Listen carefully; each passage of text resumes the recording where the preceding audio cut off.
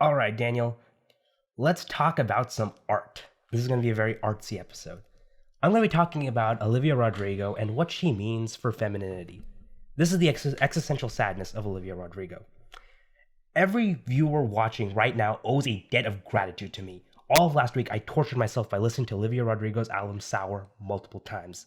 Don't get me wrong, it's a fine album with a few decent songs, but it's not my general vibe. I like art because it can explain our emotions in a way that spreadsheets can explain the likelihood of me ever becoming financially stable. Art is powerful because our emotions are powerful. There are many issues that you could take with the album, but you can't deny that the album is full of emotions. I believe that this album is an important tool to understand toxic femininity and how young women fall victim to it, and as well as how they can fight against it. Before we even get to the lyrics, let's talk about the artist. Olivia Rodrigo is a young woman, a former Disney child star, and a deeply sad person, aka a Taylor Swift fan. This album is about her major breakup she had in high school, and it's just as angsty as you would imagine. To her credit, she's a lot more charming and likable than other former Disney stars, Selena Gomez, Miley Cyrus, and she talks like a real teenager in a way that makes her accessible, and in a way that stars like Selena Gomez and Miley Cyrus just aren't. That authenticity translates perfectly in her lyrics, where she cusses in the same way that a normal person would. She isn't doing it to remove the stench of the Disney's family-friendly branding. She's doing it because she allows herself to be vulnerable, to vulnerably express exactly how she's feeling. One of the most powerful parts of femininity is the ability to express yourself with all your vulnerabilities. Girls do a very good job talking to each other and expressing their feelings. It's why they do a much better job at dealing with depression and mental illness than guys. Unfortunately, that comes at the cost, and Olivia will tell you that herself. In her song, Good For You, she explains how bitter she feels after her ex left her. She helped him kickstart his career, stayed by him when he was going through tough times. She even found a therapist for him. In her song, Traitor, she admitted how she would let him walk over her in hopes of keeping the relationship together, and that son of a bitch still left her for someone else. She just wanted to be enough for him, but she wasn't. She could be resentful, but she still wishes the best for him because she's a good person. Get ready for some mansplaining because I'm going to explain the most infuriating thing that women do back to women. Women allow themselves to be treated like fucking doormats. It's very important that they maintain strong boundaries and always fight for yourself. We teach women to be agreeable and demure so that they can get along with everyone. That is mental. Because you shouldn't let someone treat you like shit. You shouldn't make other people comfortable at your expense, especially when they would never return the favor to you. Dear women, stop suffering in silence. Another thing that women do in relationships is they try to fix guys. Don't. A man must fix himself. You can help him if he asks, but if he doesn't have any initiative to make him to become better even for you, leave him. Don't trap yourself in a relationship where you compromise 100% of the time. You shouldn't be doing all that work to hold everything together. Be with people who value you and will work with you. A relationship is built on mutual respect and trust. If someone can't respect your boundaries or your efforts, then there's no point in staying with them. People will hurt you. Your friends, your family, and your partner will hurt you, even unintentionally. But if there is no remorse, no willingness to change, then that isn't them hurting you. That is them abusing you. We know this from workplace sexual harassment. At Blizzard, women were abused and exploited by managers and male colleagues, and many of them lived in a culture of fear. Some women told their female colleagues that they should just live with it and go along to get along. To which I say, fuck that. We don't make it easy for women to come forward, and we need to do a much better job listening to women, but we need women to fight for themselves too. If a guy gropes you, kick him in the nuts. Never let yourself be a victim, because if you don't respect yourself, no one will. Boundaries are important, and if you don't enforce them, you invite the whole world to abuse you. I recognize that this is an easy thing to do. Many women have been harassed when they come forward, and it's hard to talk about past trauma, especially if you're afraid that no one will support you. That's something we need to fix as a society, but we can't do that until we know who hurt you. When the Me Too movement started, there was pushback. To all the assholes who were yelling at women saying that they lied, fuck you.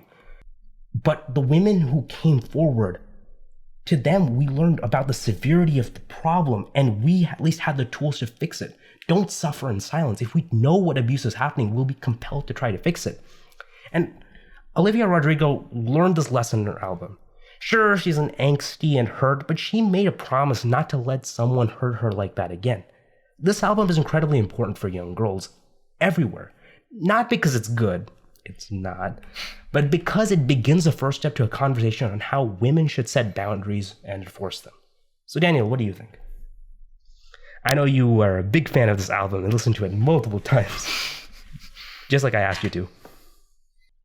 What do you mean by women trying to fix guys? Like, okay, so I've heard that a lot. Like, yeah, and I've seen it, right? I'm not going to mention names, but I have a friend. She's an incredibly smart, talented person. She's going places. She spent a lot of time with a boyfriend who, quite frankly, was lazy, didn't appreciate her. I mean, sure, he was nice to her here and there. But at one point, she was practically applying to jobs for him because he didn't have the motivation to do it himself. At that point, when women put that type of investment into someone, they're thinking, okay, this person has problems. He's a diamond in the rough. I can take him home. I can clean him up, and I can grow this seed into a massive oak. Some women approach that, and that's ridiculous. People have their flaws, and that's true for everyone. Women think that if they are nice to someone, that they're there with them, that they can motivate them and make them into an amazing person, overcome all their flaws. And something that's actually something we tell women. Like, I remember my mom was told this too, that this is what they tell young men, that getting a good wife is a blessing, but having a good husband is in a woman's hand. In many cultures, there's the emphasis that after a woman gets married, that she fixes her husband and makes him civilized. Have you ever, you remember from the Epic of Gilgamesh, that one of Gilgamesh's friends, he was like a wild man, but when he went to like a temple prostitute or something, she civilized him and became a respectable member of society. This is like a common just trend that we have in patriarchal societies, that women represent civilization, that a wild man will be fixed with the correct women. And we put that onto women. This is the toxic femininity that we have. And I think that's bullshit. That's bullshit. We should not do that. Because one, it's bad to men because it allows men to be lazy. And I wrote an entire book about masculinity, about how it's not a good idea for men to be lazy. And also, it's an unfair onus onto women that they have to fix men. That's ridiculous. People should have agency. They should try to fix themselves. In a relationship, everyone has their strengths and weaknesses. For example, I am really bad at being nice to people. I make crass jokes and I offend people. Something that I would look into a partner, someone who's a bit more socially mature, who can understand, oh, right, and elbow me in the ribs in case I'm saying something that's a little mean or a little off color, and warn me. I have a blind spot. She's there. She's not changing me. She's not fixing me, but she's helping me become a better person. There are strengths that there's mutual growth. She's not my mom. She's not my maidservant. She's not like my psychiatrist. A real relationship isn't the woman trying to fix the guy, but the men and women, they're building on top of each other. You should be stronger than the sum of your parts. We tell women that, this guy, he earns money, he'll give you a house. You just fix him and make him more presentable to society. Yay. That's absolute bullshit. I think that's very harmful to women. It puts unfair expectations onto them. And also, it gives men a lot of excuses to be lazy, which I am not a fan of. I do not like lazy men. Men don't be lazy. Buy my book. It'll teach you how not to be lazy. Okay. Well, I definitely think that not even just women trying to force the guy to not be lazy and trying to help him. I don't think anyone can really make someone motivated by helping them with their work. Not helping them with the work, but like doing the work for them. So like in your example, you said the girl applied to jobs for her boyfriend. Like, she's a sweetheart, but that's gonna help him, yeah, in the short term, but it's gonna hurt him in the long term. Well, I mean, it's probably gonna help him because he wasn't applying for jobs. Now he at least has an interview or something. But no, but that's kind of the thing, right? That's a huge investment that someone gives. You're trying to fix someone. It's understandable. Let's say if I ask a girl for help. She's my girlfriend. She says, I have this issue. I'm kind of mean to people and I don't intend to be. Can you help me fix that? I'm not wise enough to do it by myself. That's a different thing than a woman fixing me. That is me asking for help and her giving that. I will respect her help and I will try to change. I took the initiative. I came to her. Whereas the expectation is like, oh, they got married. Oh, the guy's like drinks all the time. Oh man, the woman's not doing a good job fixing him. Absolute bullshit. The woman's not there to babysit. A relationship is not about one person babysitting the other person. It's about them building on top of each other. You can cooperate, but this type of patronizing, paternalistic relationship that's expected on top of women, it's dumb. Actually, I know this because it's like a common saying in Vietnamese families that I've learned. It's that an older sister is like a second mother. The expectation is that the older sister, she takes care of her younger brothers, and that anytime that there's a problem, she takes care of it. There are these restrictions that we place on women that, oh, they have to be caretakers, they have to be nurturers, they have to do X, Y, and Z. And that's very harmful. And look, I'm not blaming women for this. I mean, I'm blaming some women. But it's more like our conception of femininity is that, oh, this person's a caretaker, that a woman is a gardener, she's going to take a seed and turn it into a massive oak. That's her responsibility. We shame her if she doesn't do that. That's a big example of toxic femininity. And look, Olivia Rodrigo, she admits that she did that. She helped this guy with his career, she helped this guy when he was tough times, she was giving him a psychiatrist, she was helping him all the time. He didn't value her. The first chance he got, he went to another girl. She put in more work in the relationship than he did. Sure, he might have been fun to hang out with. He might have made her laugh, but he wasn't invested to her. He didn't make that the oath to her and responsible and accountable to her. And so she feels as though she gave more than she should have. She let someone abuse her emotionally, and I don't want that to happen. I want people to have strict boundaries. I think you would agree in this sense. Like, we have this expectation on men. Mm-hmm. I think you'd agree with this that we have this expectation of men that they always pay for dates, right? And I think on some level that's kind of weird. Like, let's say you go on 4 or 5 dates and the guy's paying for all of that. It seems a little strange. It seems as though like one guy's picking up has a greater investment. You can understand that very intuitively. But the same thing happens with emotion and time. If one person moves around their schedule to spend time with you, but you flake on them, that's you showing a callous disrespect on them. And that just means, okay, you don't value that relationship. And don't be with someone who doesn't value you. They might be fun, and that's fine.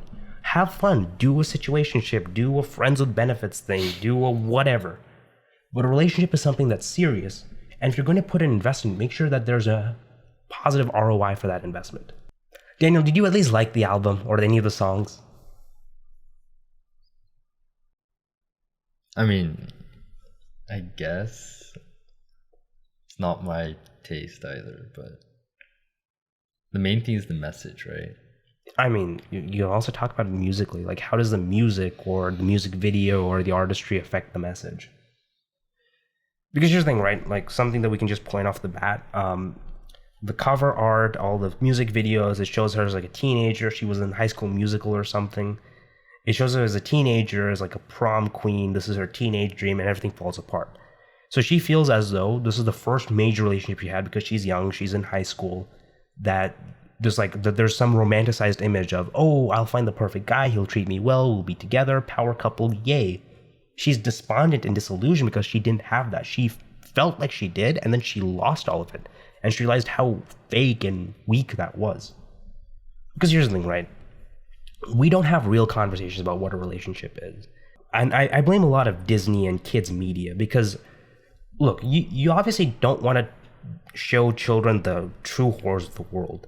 But whenever you try to depict something like a relationship, they do so very frivolously, like, oh, they both kissed, it's a start of a relationship, yay, everything is hunky-dory. The worst they can be like, oh, there's some drama, they fight, they break up, they get back together. But they never do the nitty-gritty of what is the expectation of a relationship? How does one person treat another? That type of depth and complexity we don't show in media. So when children have their first relationship, they have unfair expectations of what a relationship looks like, and that leads them to getting hurt. So I think I blame media for this because we give a very poor understanding, which is why I actually like this album. I mean, I didn't really like the music and stuff. Some of the songs were okay. But what I like about this is it's starting the message about what a real relationship should be. Or at least the dangers of having a fake relationship or investing too much in yourself.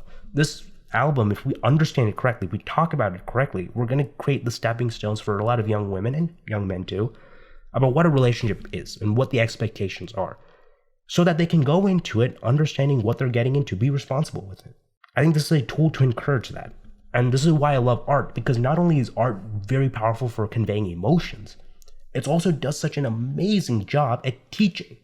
We learn so much about each other interpersonally from art. Do you disagree with anything that I said? Yeah, I'm just reflecting. Oh my god. But I don't want to talk about it. Sorry. All right, that's fine. So much to reflect. Did I throw a lot at you? I mean, this is just very relatable, so... It's just true.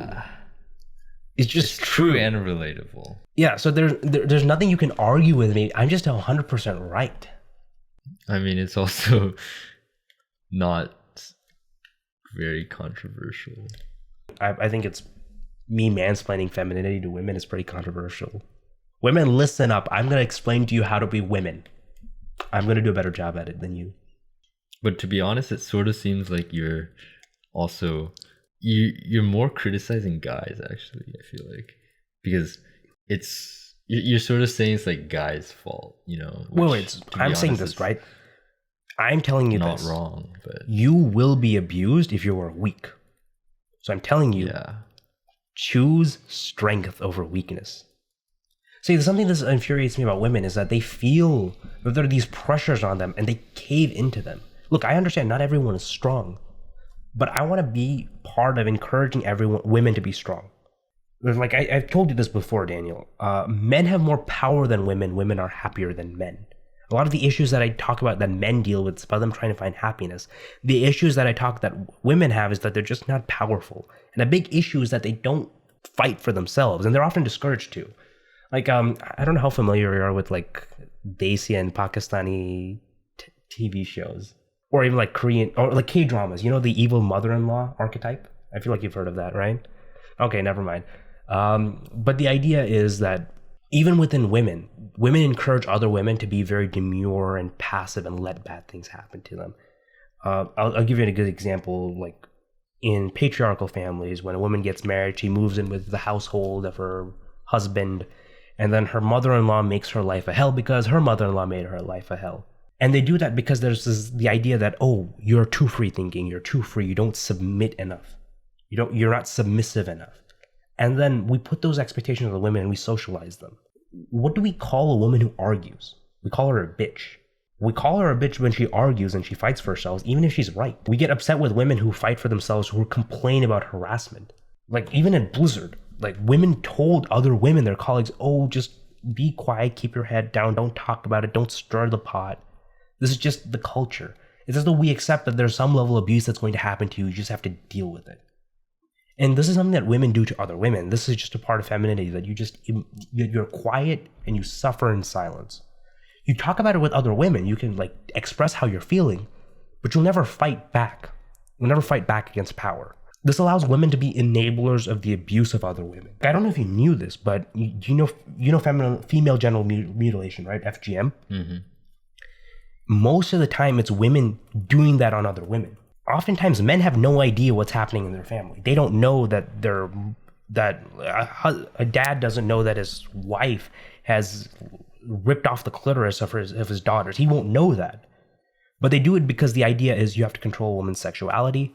And so, well, the women take it onto us like, we've internalized this patriarchy, which says, okay, women should not be sexual. Let's make sure that doesn't happen. Let's keep the society going. It's one of the reasons why women are more religious than men. They care more about following strict set of rules, creating the home, the bedrock. It's why I don't like patriarchy and women with internalized misogyny. It's just not a good thing. It's just like, it never ends out well. Actually, this part will also disappoint you. You know Elio Gracie? We train in front of a picture of him every day. He believed that women shouldn't be really learning jiu-jitsu. He didn't believe in strong women. He said that strong women are a failure in society. We should never have a society where women needs to be strong. A woman's job is to follow, listen to her husband. If we created a society where there are strong women, then that means society is fundamentally flawed because women were on their own. No one was there to take care of them. And so a lot of people have these backwards idea about what the role of a woman is. And I push back on that because who wants a weak woman? You want strong women. We want all of us to be strong. We want to be able to face the challenges that we face. This part of femininity handicaps women from being the best that they can be, and I take great issue with it.